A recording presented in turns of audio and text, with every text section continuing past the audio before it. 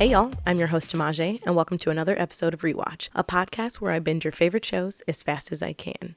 Many moons ago, we spun a wheel and landed on the ABC hit drama series Scandal, and today we're setting the sun on our wonderful journey. I foolishly gave myself 20 days, and we're quite literally on week 7 of this show, so I feel like it's safe to say I missed the mark on that just a little bit. From now on, I'll simply tell y'all how long it took to finish the series. It might be one day, it might be 14, could be 30, but whatever it is, I'll just let you guys know. Anyways, let's round this baby out and finish Scandal as a whole with season 7. The final season of Scandal started on October 5th, 2017 and ended on April 19th, 2018 and consisted of 18 episodes. When I spend time with shows, I get attached to them, and this one I spent so much time on, it feels almost sad to tell it goodbye. But this is a rewatch podcast, so all good things must come to an end. So let's get started. And as always, there will be spoilers.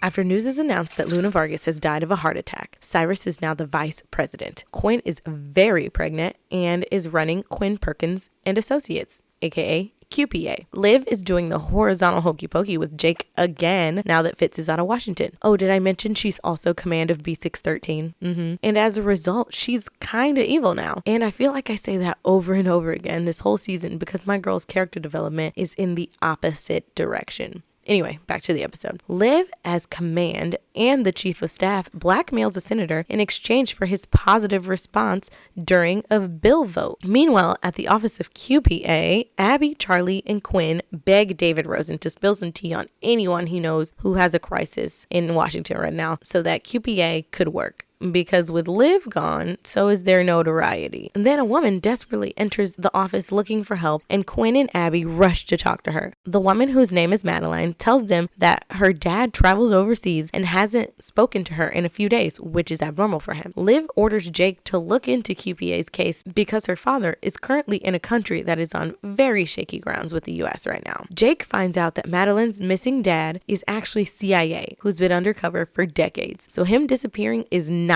good for anyone. Jake strongly suggests to Liv that they eliminate him to prevent him from telling any government secrets if he's been caught by terrorists. Liv is not really down with this plan of killing an innocent man, but she kind of may have to. Cyrus meets with a Democrat senator to talk about the bill that she reveals she opposes the bill because she thinks it should be a Democrat rather than a Republican product. The bill, by the way, is a free college bill. She wants Cyrus to wait until there's a Dem in office and possibly one where he's the president and not just working for one. Back at the office, Quinn doesn't tell Madeline that her father is a spy, and Huck, knowing that Liv is the command now, pays her a visit. He figures that she's gonna have him killed and asks if they could at least bring home the body so that the daughter could have some closure. However, the next morning, President Grant summons Jake to the Oval to ask him about Madeline's father's rescue, which was planned by Olivia, much to Jake's disappointment. For an opener, this episode was pretty good. I love the fact that we get to see how everyone is doing post-inauguration. I also love how there's just kind of no consequences for anything that happened last season. Really, everybody's just safe. For now at least, because usually by the end of the season, everybody's falling apart. I also want to say that I saw a fan theory about Olivia's wardrobe, and I couldn't stop thinking about it the entire time I watched the season. Because in the earlier seasons, Olivia wears a lot of white because, you know, the whole white hat good guy thing. But in this season, like I said, she's pretty much becomes evil and kind of the villain of her own stories. So she wears so much black. And then when she starts to get like her little redemption arcs, she starts to add more white back into her wardrobe. And during like peak like evil times, she starts just like wearing some red too, and it's like big bold red pieces, like you literally can't miss them. And then there's literally a point where she's in complete gray, like gray from head to toe, like gray Prada bag and everything, y'all. And so I feel like those episodes are supposed to be her being a more neutral party for sure. Like she's not really destroying anything, but she isn't really helping that much either. But that's just something I observed, and shout out to whatever fan put that out there because it was a really good point. Now, a friend told me they liked when I gave rundowns in my notes, so I think I'm going to list off my notes for the episodes of the ones in between that I'm not going to talk about. And I hope that makes sense because here's episode 2 and just a few lines of my notes since I'm not going to talk about it in detail. So hopefully there's enough context clues for you to get what's going on. And if not, the episode's available on Hulu, so enjoy. All right, here we go.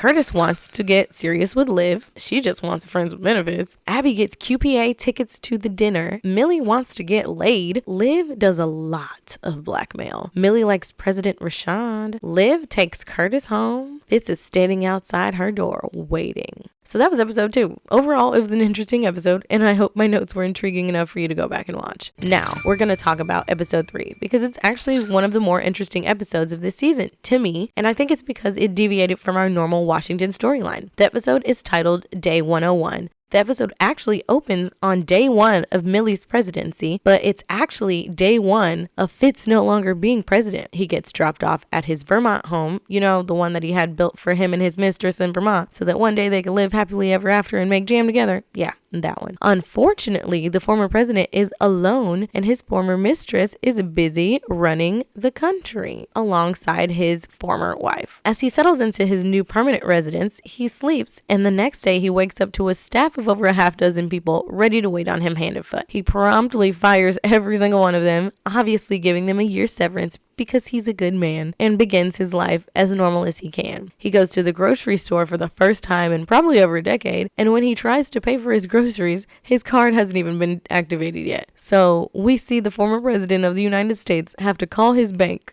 so he can use his own money. Obviously, yes, there's a crowd of people outside of the store wanting to get a sneak peek. He still has loads of Secret Service agents working for him. And speaking of agents, he literally tells his main guy that he wants to drive. So on the way to the grocery store, Fitz drove his own car with the Secret Service agent sitting in the back, even though it's apparently really taboo for him to do, and presidents don't even do that anymore. Fitz is living his life as just a normal guy, and it seems incredibly lonely. And Tony's acting is mostly just him the entire time alone, except for his little small interactions with very few people left around him. He does a wonderful job at getting us to empathize with his situation. One of Fitz's tasks, since he fired all of his staff, is now that he has to cook for himself. We see him try to master a simple roast chicken. He does it 4 or 5 times until he gets it right. He burns it, he undercooks it, he underseasons it, and then he gets it just right, and he's excited for a moment. And then he looks around, and there's no one to share that excitement with him. Fitz gets incredibly bored doing nothing. He essentially summons Marcus Walker to the house. He's in charge of creating the library that will bear his name and his legacy. Unfortunately, Marcus doesn't answer the phone because he's on vacation right now. Marcus is kicking it in Cuba. He's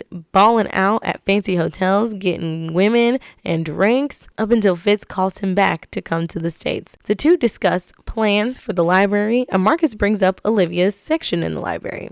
The American people love her and would want her featured. Fitz refuses to accept that his political achievements would be just reduced to her. Meanwhile, in the background of this episode, a young black man is protesting by sleeping under a colonel statue and has slowly began to grab the media's attention. His goal is to make politicians realize that the man honored via the statue is a racist and a slave owner and does not deserve the recognition given to him. Where have we heard that before? Marcus suggests to Fitz that he get involved, but he refuses. So they pivot to find donors for Fitz's library. During a dinner, Fitz is trying to schmooze an important businessman into donating money. Fitz, the man, and Marcus hang out by the fire and drink some scotch. The man asks for another glass, so Fitz asks Marcus to go in and get it for him. And Marcus refuses by telling him to go get it himself. After the man leaves, Marcus tells Fitz that he treats him like he's the help. This disagreement later turns into a whole fist fight, ending in the Secret Service literally having to pull Marcus off of Fitz. Marcus looks for a shoulder to lean on, and he calls Millie. He tells her everything that's been going on with Fitz, and she says that Fitz's relationship with anyone is complicated and exhausting, and it requires patience and dedication. So Marcus just has to adapt, essentially. Fitz gets a visit from Papa Pope, who warns him that Olivia is now command of B613. He feels like that Fitz is the only one who can clear her mind and bring her back from her power hunger. Then Fitz claims that he's just a regular guy now, and it's impossible for him to get next to Olivia. Rowan leaves, and a few hours later, Marcus comes back to Fitz's house and finds him chilling on the porch. The bros apologize for everything and make up. Fitz realizes that he has to do something meaningful with his life, and that he wants to go back to Washington after the 100-day period. The next day, Fitz goes to the statue where the young man has been protesting. The man asks him to leave because he's about to give up after weeks in the cold and no change occurring. Fitz encourages him to continue his battle, and he gives him some gloves to hold out the cold. The man asks Fitz for a pic for the gram. The picture goes viral and gains so much media attention, once again urging for the removal of the statue, and it's a win for the young man. Fitz makes his way back to Washington on the night of day 101. He arrives at Liv's apartment, but she's not home. But a few seconds later, the elevator opens up and Fitz sees Olivia kissing Curtis Price. Now, this episode was directed by our very own Scott Foley, aka Jake, and I feel like he did an amazing job with it. I feel like the American people don't really know what happens to presidents after they're no longer in office, or how they actually handle their removal from power. And I feel like this is a good sneak peek on how it possibly goes for some of them, or at least some of the more humble ones, I guess. Well, let's move it along. Here's some more rundowns, and I'm going to try to go as fast as I can. Apparently, I didn't take any notes down for episode 4. And I'm so sorry, because basically it's about how a bunch of black women have been going missing and nobody was looking for them. So one of the mothers contacted QPA and asked them to help find her daughter. Unfortunately, they couldn't get much traction, but by the end, Fitz gets on TV with the mother and urges for change. QBA eventually finds the daughter alive and well, and Millie pushes through an emergency sector of the FBI to locate these missing women. Olivia also does some evil stuff, but she'll do more. Episode 5. Here we go. Millie wants to go to war. Liv wears all black again. Fitz snitches on Liv to Millie. Millie kisses the Bushran president. Quinn is eating nearly in all her scenes. The Bushran president's plane exploded. Olivia did it. Episode 6. Quinn confronts Liv about killing Rashad and Yasmin, the president of Bushran. Quinn goes missing on her wedding day. Liv and Jake are trying to cover it up. Who took Quinn? Yes, baby girl was kidnapped. Episode 7, we see Quinn get taken. Liv's dad took Quinn. Liv has her mom in a fancy apartment. Liv is wearing red. What does it mean? Eli is 72 years old. Liv is literally evil. Eli kills Quinn. Episode 8, Quinn's identified. Huck talks to Crispy Quinn. Don't make fun of my notes, y'all. This is just what I wrote down. Liv is blaming Fitz for it all. Huck figured it out about Liv. They always shut Huck down even when he's right. Huck wants to kill Liv. Drunk Liv can't write the eulogy. The team loads Quinn into bullets. Yes, her ashes. The funeral is in the woods. Looks like they all dress like her. Leather jackets and jeans. Charlie goes to Papa Pope's house and finds a baby. Episode 9. Time for Quinn and Eli's side of the kidnapping. Eli is crazy, yelling at a toy dinosaur. Quinn is hallucinating while in captivity. Liv's dad doesn't kill Quinn. Liv basically killed Quinn. Eli killed his friend. Episode 10. Liv and Fitz go to Vermont. It's a setup. The gang's all there. They know she killed Quinn. Cyrus tells Mellie about Liv. Liv gets confronted by the gang. She's wearing all black. Quinn and Eli are singing Hit Me Baby One More Time to the baby. The team wants to save Liv. Liv apologizes. I think it's BS. Millie turns against Liv. Millie fires Liv. Jake takes over. Episode 11. Liv has nothing. Liv is ruining Jake's life. She wants her job back. She's truly become evil. Liv threatens Millie. Liv takes a bullet for Quinn, like a literal one, like she gets shot. Liv resigned on TV. Liv is back to black and white. Episode 12, Liv is in gray. Liv is teaching. Annalise in the class. She wants Liv to help her with her case. This episode feels on the boring side so far. The other one was better. Black girl bonding. Annalise and Liv get their hair done. Liv feels different. She's not the same woman that Fitz loved. Marcus is the definition of never forgetting where you come from. Liv still in gray. Yes, this was a How to Get Away with Murder crossover. Episode 13. Air Force 2 is hijacked. David and Cyrus are on it. Cyrus thinks it's Jake. Millie thinks it's Jake. Liv is hanging out with her mom for her birthday. It's not a real birthday. The plane was saved. Did Cyrus do it? Yep. He wants to be the president sooner rather than later. I'm skipping episode 14. It was very sad. I hate the patriarchy. That's pretty much what it was. There's these last two, and then we'll talk about the penultimate episode and the series finale. All right, episode 50. Cyrus wants Charlie to frame Millie. They've made Olivia almost redeemable because as much evil as she's done, they still love and miss her. Cyrus confesses to Jake. Quinn wears the white hat now, not Liv. Jake sides with Cyrus. He wants him to try to take the Oval. I do not like Marcus and Millie together. Millie gets subpoenaed. Millie asks Liv to kill Cyrus. Episode 16, Millie yells at Jake through the cameras. Jake is upset because he's a grunt. He's so sensitive about it. Liv couldn't bring herself to kill Cyrus. It's not who she is anymore. Millie and Liv are low-key written as platonic soulmates. Millie addresses the people. She's not guilty. Liv goes to Fitz's. Jake killed Vanessa, his wife.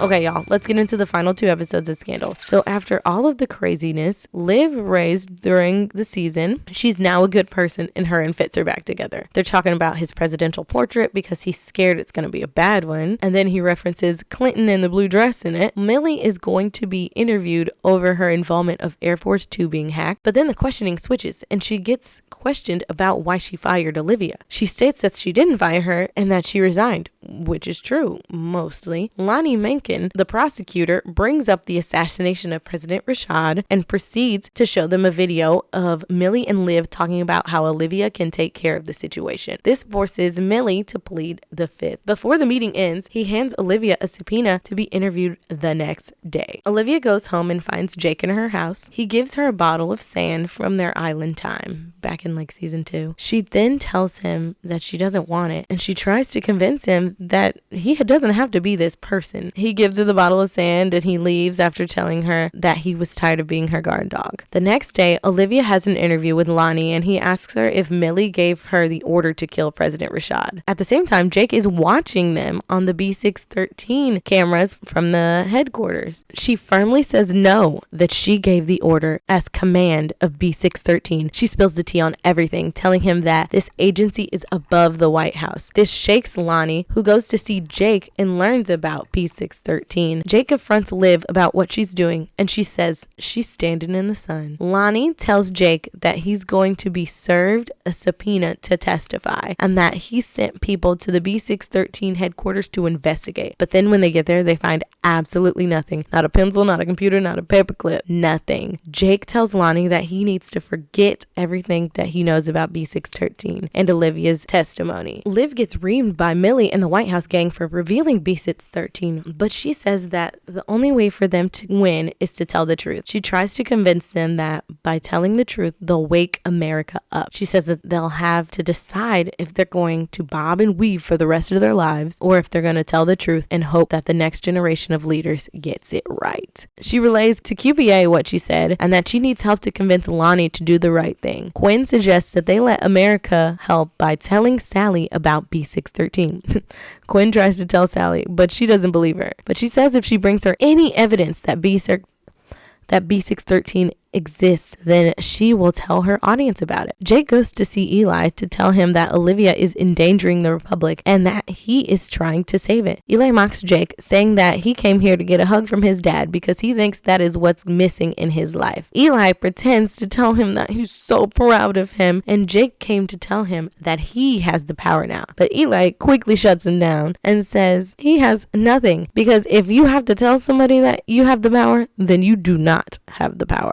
Quinn, Abby, and Huck can't find a single shred of evidence to prove that B613 is real, and Huck says there might be something they can use. The gang goes to see Olivia and tell them what they can use. The gang goes to see Olivia and tell them that they can use witnesses to tell people about B613. Olivia asks, who? And they all look at each other. Olivia tells them no, but they say they're going to be by her side and go over the cliff with her. Liv meets with Millie and tells her that she still has a choice if they do this. It may be the last thing they do together, and Millie decides to tell the truth. Sally then announces to the world about B613, and as they watch, their phones all start to ring. Now time for the last episode of Scandal ever, called Over the Cliff. Now this episode opens up with Liv talking to Lonnie in an undisclosed location. He tells her that he's not going to investigate B613, but he can get her a Senate hearing. But the only way he'll do it for her is if Liv promises to have Millie move gun control up to the top of her priority list. And for a little backstory here, Lonnie unfortunately lost his son in a mass shooting and he died in his arms. So obviously gun control is very important for him. him. After Liv agrees to this promise, he pulls out a gun and shoots himself. Lonnie's death leads to the Senate hearing and a special committee being formed for the questioning. David preps the team, and he essentially tells him that by doing this, they're putting themselves at a great risk by admitting to all the horrible crimes that they've done. Liv goes to her dad and tells him that she's the one who exposed B613, and he wants absolutely nothing to do with this anymore and is planning to run. He gives her an envelope that has a deed to his house and some money and the numbers to an offshore account for her, and he is out of there. Everyone starts to feel the realities of what testifying means to them, because if they go to jail, they're gonna miss out on so much. Quinn is gonna miss out on her baby's first steps.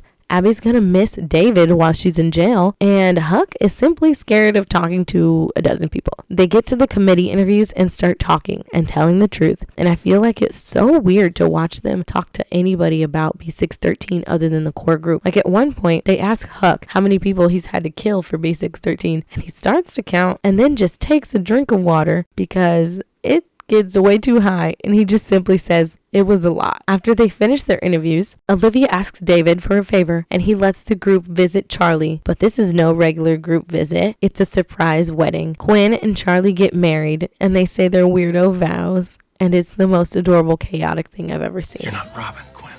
You're Batman. And I promise to never hack you without cause, to help you hide the bodies, no questions asked, and to always have your six until the day I die for real.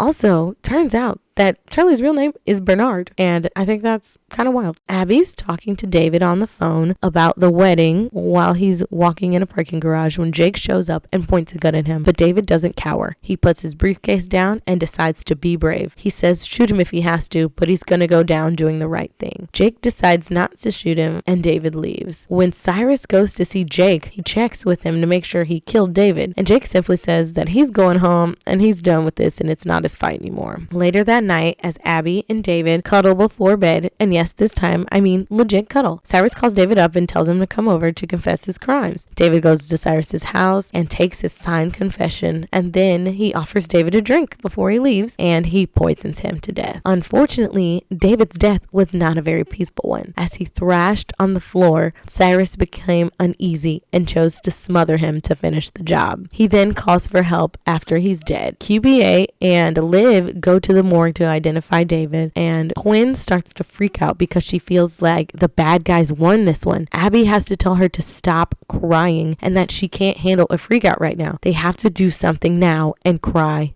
later. Huck wants to take his own revenge, but Olivia tells him there should be no more bloodshed, and that because David is gone, they have to wear the white hats again. Back at Olivia's, she and Fitz share a drink as she admits defeat and acknowledges that Millie will be impeached. She feels that she didn't fix anything, and she only made it worse, and she apologizes for ruining his legacy, and is sorry for being the problem. Since she's probably going to jail in the morning, she gives him two options. A, talk about their feelings, or B, get frisky one last time. And then we hear the faded take off your clothes for the last time of the series. The next morning, Liv wakes up and Fitz is on the phone, and they learn that the committee's decision has been postponed because they have another witness. And you're not going to believe who it is. It's Papa Pope himself. He sits down and explains to them how he started B613 and the reason why. And I'll actually let him tell it because it is pretty good. I said that I created B613. I built it with my own two hands, my own sweat, my own blood. But I did so in response to a need. I did so because of you. Because of me. All of you. The ones in charge, the masters of the universe. White men whose complacency, whose privilege left this country, this republic, in a state of neglect. You were all children who did not appreciate their toys. You left them out in the rain to molder, to decay. I was not born with your privilege. I was taught to respect the things that I had, to care for them, to nurture them, which I have done for the past 30 years. Nurture through terrorist activity, through election rigging, through assassination of foreign leaders? Yes. Gentlemen, you need to give them someone. You need to give them command.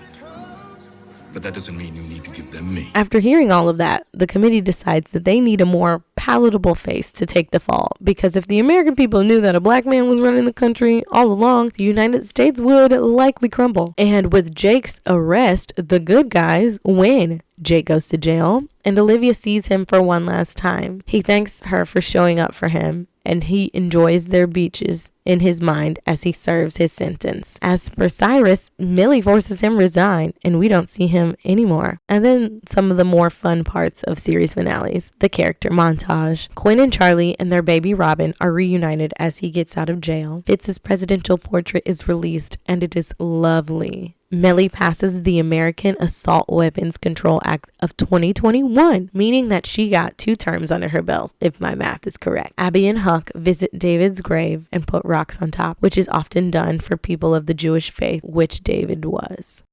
Now time for one of the best series endings ever. I just love this so much. Here it goes. We see 2 little black girls, and one is older and of darker complexion, and the other one is younger and of lighter skin, and they are walking through the White House looking at all the presidential portraits, and amongst them is a familiar face, Olivia Carolyn Pope. And honestly, oh my gosh, this painting is beautiful. I'm going to put it in the stories because you guys just have to see it. And one of my most favorite fan theories that I've seen of this is that the older girl is Olivia's goddaughter, Ella, Cyrus's daughter, and the younger girl is Olivia and Fitz's daughter. And they're together just walking through looking at all these pictures. It is a very ambiguous ending. Like, we don't actually know who these 2 little girls are, but just to like think about maybe it's just those 2 would just be awesome, and just like a fun feeling to understand. It's very ambiguous and can be left up to interpretation, obviously, but that's just my favorite theory. I just love the thought that Olivia's goddaughter and her child look up to her in such a way. And it could also just be 2 little black girls seeing a future that's now possible to them because of Olivia. Scandal was an amazing drama, and obviously it's going to be in our worth the watch pile. Hopefully the next one is just as good. And speaking of that, let's spin a wheel. All right, our next series will be Snowfall. Now, I can't seem to get away from this show. The memes are constantly all over my social media, and it's much shorter with Scandal. So I low-key think I can get this done pretty fast, but I won't stick a timeline on it because I said I wouldn't. So we'll see how I do, and I'm pretty confident in it. We won't be starting it next week though. Next week we'll be having another spin-off episode. It's over a mini-series that I've been wanting to watch since it dropped, but I was saving it for y'all here at the pod. And no, I'm not going to tell you what it is. You'll just have to tune in next week to see. But you'll like it and we'll have a good time anyway. Be sure to follow the pod's social media pages and to share on them as well. We have a brand new Facebook page, and all of the pod's info and links will be posted there from now on instead of my personal page. So make sure you go like us on Facebook at Rewatch Podcast. Okay. And follow us on Instagram at Rewatch Pod and Twitter at RewatchPod_, and hit us up and feel free to recommend your favorite shows so I can get them on the wheel. And lastly, please rate the pod 5 stars. Anyways, back to venting and try and catch me.